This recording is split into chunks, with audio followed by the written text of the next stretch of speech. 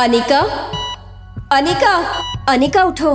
अनिका ध्यान से मेरी बात सुनो, तुम माँ बनने वाली हो। डॉक्टर के ये शब्द सुनते ही 15 साल की अनिका की कमजोर आंखें एकदम से चौड़ी हो गईं।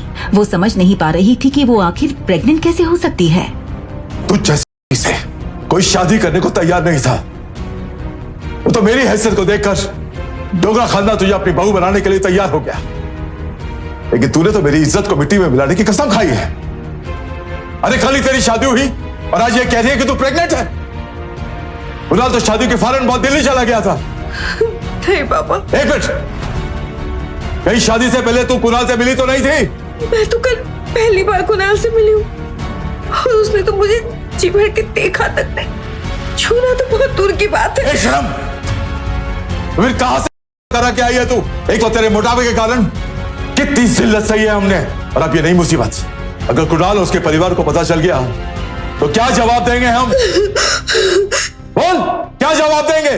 पापा मेरा विश्वास कीजिए पापा, मैं तो कल पहली बार कुणाल से मिली। एक मिनट अनिका, तुझे इस बच्चे को होगा, वरना समाज में किसी को मुंह दिखाने के लायक नहीं रहेंगे हम। एक मिनट, देखिए आप मेरी बात सुनिए। सर ये देखिए, अनिका 4 महीने की प्रेग्नेंट है। अब पॉसिबल नहीं है सर। ओके ओके, 4 महीने से गंदगी चल रही है और तू आज हमें ये बता रही है? सच सच बता, इसका देख अनिका, बड़ी मुश्किल से उन लोगों ने हमें इस दलदल से निकाला है। अब तेरी वजह से मैं दोबारा उस दलदल में नहीं फंसूंगा, समझे तू? मैंने तो पिछले 4 महीने से घर से बाहर कदम तक नहीं रखा। अनिका रिलैक्स। तभी अनिका के पापा के फोन पर कुणाल के दादाजी का फोन आया। जी, मैं अनिका की प्रेगनेंसी के बारे में जानता हूँ। उसकी तबीयत के बारे में तुम चिंता मत करो। मैं उसके बच्चे को कुणाल का नाम दिलवा कर ही रहूंगा। अनिका के पापा ने ठीक वैसा ही किया जैसा कुणाल के दादाजी ने कहा था। पर अनिका के पापा गौतम को समझ नहीं आ रहा था कि आखिर कुणाल के दादाजी को इस प्रेगनेंसी के बारे में कैसे पता, और भला वो इस नाजायज बच्चे को कुणाल का नाम क्यों दिलवाना चाहते हैं। अनिका के पापा ने घर में लगे सारे सीसीटीवी कैमरास की पिछले 5 महीने की फुटेज चेक की और सच्चाई जानकर वो हैरान रह गए। इसका मतलब है कि अनिका सच कह रही थी। पिछले 5 महीनों में सच में ना कोई लड़का घर आया, ना वो घर से बाहर निकले। अनिका की प्रेगनेंसी अब उसके पापा के लिए एक गहरा राज बनती जा रही थी। अनिका अपनी प्रेगनेंसी में लगभग सब कुछ भूल चुकी थी। न वो किसी से मिलती, न कोई उससे मिलता। सिर्फ वो अपने अंदर पनप रही उस नन्ही सी जान से बात करती रहती।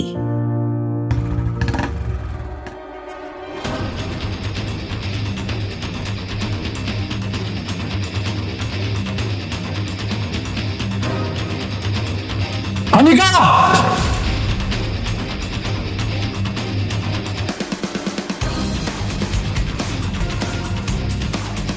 तुम 5 महीने बाद आने वाले थे ना? बेशर्मी की भी हद होती है। यहां तो चोर ही उल्टा पुलिस से सवाल कर रहा है। अरे कुणाल, आज अचानक तुम्हारा फोन आया कि तुम आ रहे हो। तुम्हारी कॉलेज की छुट्टियां शुरू हो गई क्या? 4 महीने के बाद आया हूं ससुर जी। ये सब बोल के अपने दामाद का स्वागत करोगे? आओ बेटा, अगर तुम ये शादी तोड़ना चाहती हो ना तो मैं समझ सकता हूं। ये बात आप समझ सकते हैं, लेकिन ये बात मेरे बूढ़े दादाजी नहीं समझ सकते ना। तो जबरदस्ती इस से मेरी शादी करा दी। उसके बाद वो चाहते हैं कि मैं इसके नाजायज बच्चे को अपना नाम दूं। जरा देखिए इस बेशरम लड़की को, और इतना सब होने के बाद भी देखिए कैसे बेशर्मों की तरह खड़ी है मेरे सामने। ये क्या लगा था तुम्हें कि मैं तुम्हारे इस नाजायज बच्चे को अपना नाम दूंगा? कुणाल डोगरा।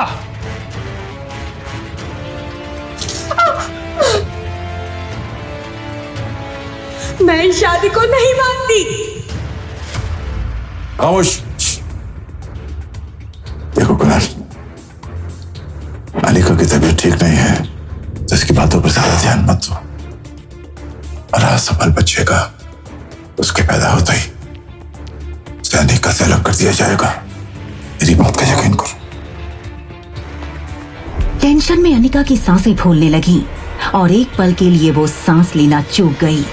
ठीक उसी पल में अचानक से अनिका के पेट में जोर से दर्द शुरू हो गया। दर्द के मारे अनिका एक झटके से अपने पीठ के बल गिरी और ओझल होती आंखों से उसने देखा कि गौतम दौड़कर उसके पास आ रहा था। गौतम ने हड़बड़ी में फोन करके एम्बुलेंस को बुला लिया था।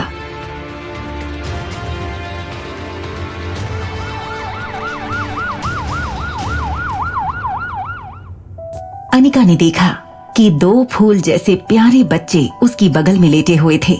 ये जुड़वा बच्चे थे जिन्हें अनिका ने जन्म दिया था। इनमें से एक लड़का था और एक लड़की। उन बच्चों को देखकर अनिका अपने सारे गम भूल गई।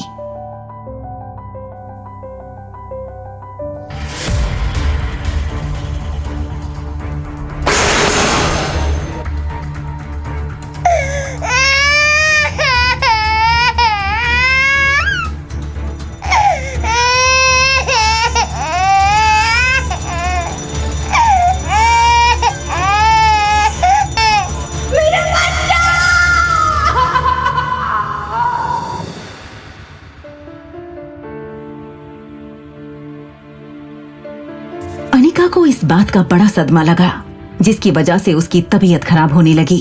इसीलिए उसके पापा ने अनिका को बेंगलोर उसकी मौसी के पास भेज दिया।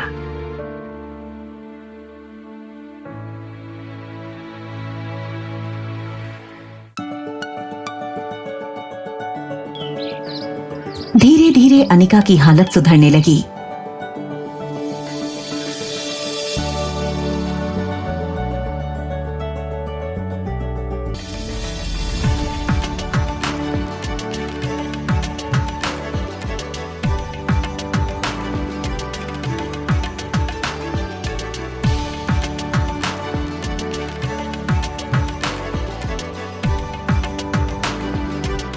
और उसने अपनी बेटी के साथ एक नई जिंदगी शुरू की।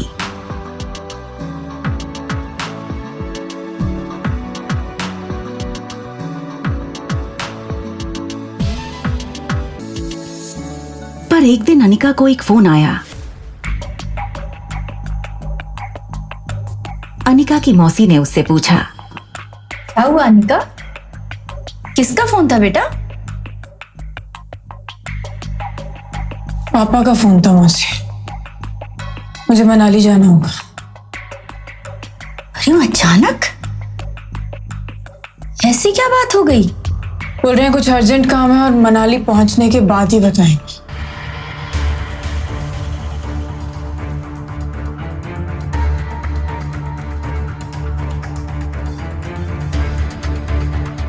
आखिर क्या वजह होगी? आज 5 साल बाद मुझे अचानक मनाली क्यों बुला रहे हैं?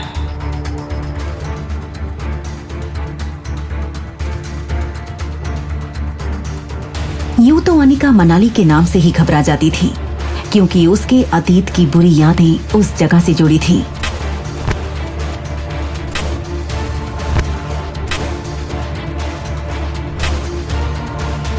और वो नहीं चाहती थी कि उसके अतीत की परछाई उसकी 6 साल की बेटी रिया पर पड़े।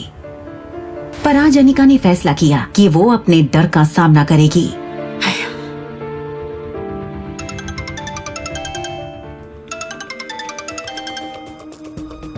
हेलो, कुणाल तुम्हें लेने एयरपोर्ट आ रहा है। हाँ? उसके साथ सीधे घर चली आना। या मैं तुम्हें खैर तुम घर आ जाओ, सब बता दो।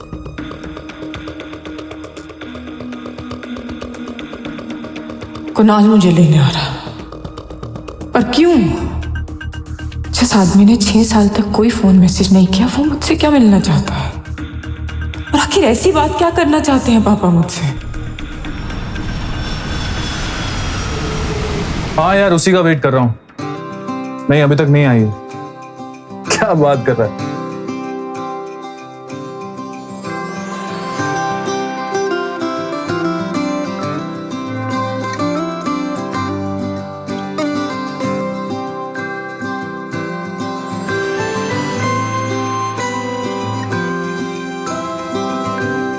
इतनी खूबसूरत लड़की मनाली में तो कभी नहीं दिखी। मैं तुझसे बाद में बात करता हूँ। हेलो मिस गॉर्जियस, लगता है आप मनाली में पहली बार आई, क्योंकि अगर आप पहले आई होती तो ऐसा तो पॉसिबल हो ही नहीं सकता कि आप मेरी नजरों से नोटिस लें। वाह, such beautiful eyes you have. Taxi! लेकिन कुणाल भी हार मानने वालों में से थोड़ी ही था। एक्सक्यूज मी, अरे टैक्सी की क्या जरूरत है? आपको जहां भी जाना है मैं आपको अपनी गाड़ी से छोड़ देता हूँ। टैक्सी! वैसे ये प्यारी सी नन्ही सी गुड़िया कौन है? समझा, ये जरूर आपकी छोटी बहन होगी, राइट? है ना? टैक्सी! वैसे आप मनाली में कहाँ रहने वाली? मैं आए? अनिका नहीं चाहती थी कि कुणाल उसे पहचाने। वैसे मनाली में आपको कुछ भी चाहिए तो एक नाम याद कर लीजिए, कुणाल डोगरा। किसी से भी पूछेंगी तो आपको मेरे घर तक छोड़।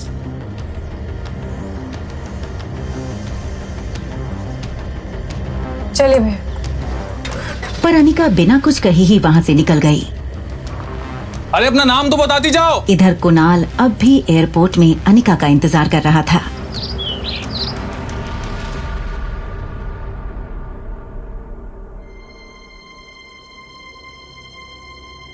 आ गई तुम?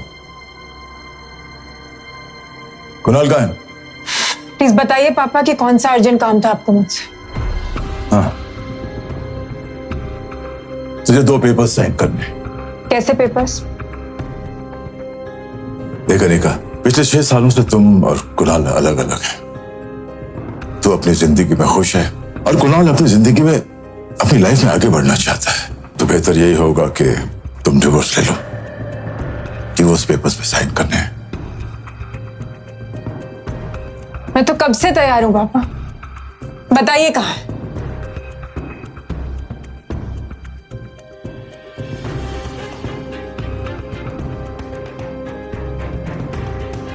वैसे कुणाल के दादाजी तो खिलाफ थे ना हमारे डिवोर्स के। अब तैयार हो गए?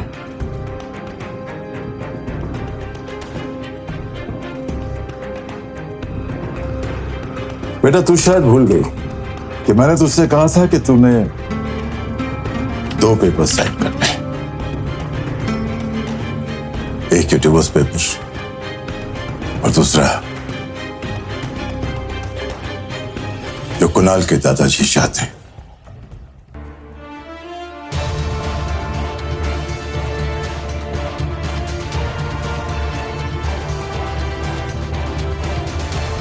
आपने एक बाप होने के बावजूद भी इसके लिए हाँ कर दिया।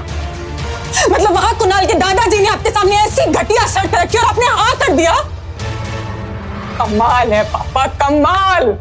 मतलब अब समझ में आया कि कुणाल के दादाजी को मेरी प्रेगनेंसी के बारे में कैसे पता था और क्यों उन्होंने कुणाल को मेरे बच्चों का नाम देने के लिए भी तैयार करवा दिया। सीरियसली। लेकिन आप एक बात याद रखिएगा पापा, मैं इन पेपर्स पर ना हरगिज साइन नहीं करूंगी और उनको भी बता दीजिएगा।